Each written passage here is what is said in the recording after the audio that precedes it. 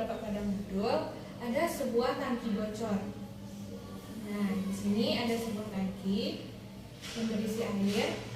Lalu tangki itu diletakkan di atas meja. Nah, tangki ini dia ada mengalami kebocoran sehingga airnya itu mengalir ke bawah. Nah, nanti kita akan menghitung berapa kecepatan keluarnya air, menghitung berapa jarak mendatar terjauhnya air, dan menghitung berapa waktu yang diperlukan untuk air ini menyentuh tanah. Nah, di sini soalnya jarak lubang ke tanah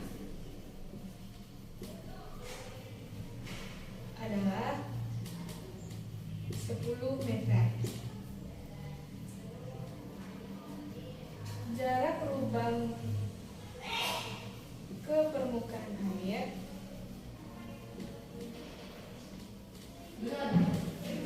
adalah 3,5 meter. Nah, jarak lubang ke permukaan tanah yang mana itu? Dari lubang ke permukaan tanah. Yang ini dilambangkan dengan H besar. Yang kedua, jarak lubang ke permukaan air. Yang ini lubang dan di sini permukaan air. Nah, jarak antara permukaan air dengan lubang ini kita lambangkan dengan H kecil. Nah, sedangkan untuk jarak mendatar terjauhnya air itu dari jatuhnya air ke tanah. Nah, di sini nanti itu dilambangkan dengan X karena yaitu jarak. Nah, jadi apa saja akan kita cari?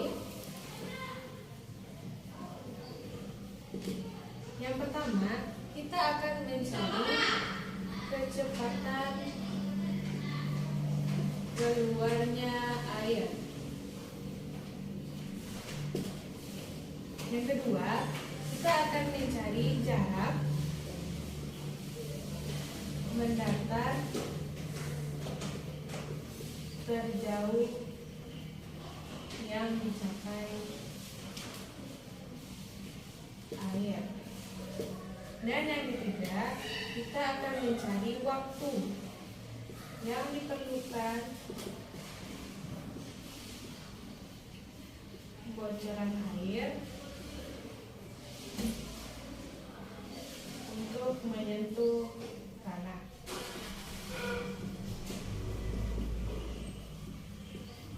Nah, pada soal ini kita akan menjawab 3 pertanyaan, yaitu yang pertama kecepatan keluarnya air atau V, yang kedua jarak mendatar terjauh yang dicapai oleh air itu dinamakan dengan X, dan yang ketiga waktu yang diperlukan bocoran air untuk menyentuh tanah atau V.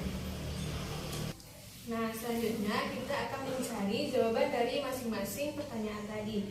Nah, di sini Ibu gambarkan kembali, gambarkan tangki bocornya dan dilengkapi dengan keterangan ada H kecil, yaitu dari jarak dari lubang ke permukaan air, H besar, jarak dari lubang ke tanah, dan jarak mendatar air itu atau X. Nah, di sini kita bikin apa saja yang diketahui pada soal. Tadi sudah ada soalnya yang dituliskan. Yang diketahui yang pertama itu H kecil. H kecil ini jaraknya 3,5 meter. Terus yang kedua ada H besar.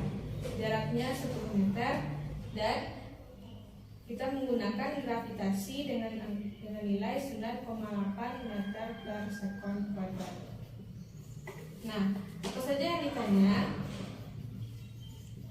Tadi ada 3. Yang pertama ada kecepatan keluarnya air atau V.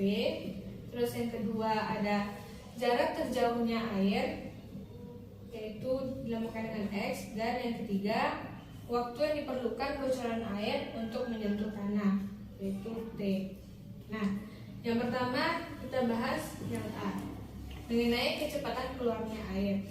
Nah, di sini ada beberapa rumus yang digunakan dalam tangki bocor. Nah, rumus yang pertama yaitu untuk mencari kecepatan keluarnya air, yakni V sama dengan akar 2 kali G dikali H kecil. Nah, Ini untuk mencari kecepatan keluarnya air. Lalu kita masukkan angkanya. Akar 2G tadi nilainya 9,8. 9,8 satuannya tidak boleh lupa, meter per sekon kuadrat, dikali H. H kecil yaitu 3,5 meter. Nah, sekarang dapat kita cari yaitu 2 dikali 9,8 meter per sekon kuadrat dikali 3,5 meter. Nah, didapatkan hasilnya 68,6. Ini kan meter dikali meter berarti meter kuadrat per sekon kuadrat. Nah, lalu kita dapat mencari berapa akar dari 68,6. Kita dapat menggunakan kira-kira. Jadi kalau 68 ini mendekati 64, berarti akar dari 8,2 meter per sekon. Oke. Nah, yang kedua, kita mencari berapa jarak mendatar terjauh, yaitu X sama dengan 2 dikali H kecil dikali H besar. Nah, 2 dikali akar H kecil dikali H besar. H kecil tadi nilainya 3,5 meter. Nah, sedangkan H besar nilainya 10 meter. Nah, bagaimana cara mencarinya? Kita akan mengkalikan yang ada di dalam akar. Nah, berarti 3,5 meter dikali 10 meter dapatkan 35 meter kuadrat.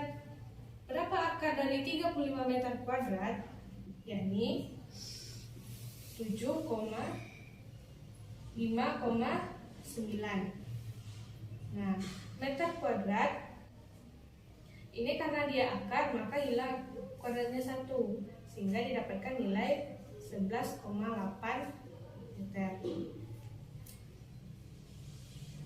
Nah, untuk yang ketiga, kita akan mencari waktu yang diperlukan bocoran air hingga menyentuh tanah, yaitu T.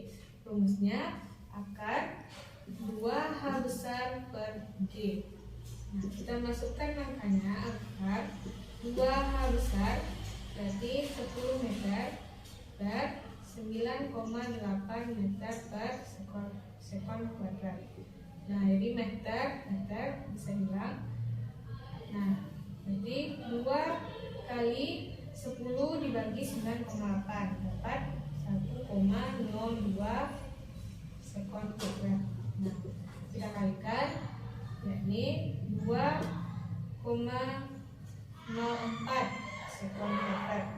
Nah, didapatkan hasil 1,42 sekon karena akar dari 2,04 yaitu 1,42. Karena ini sekon kuadrat akan dibagi dengan akar hingga didapatkan hasilnya sekon. Jadi 1,42 sekon. Nah, ini untuk rumus mencari waktu yang diperlukan bocoran air hingga menyentuh tanah.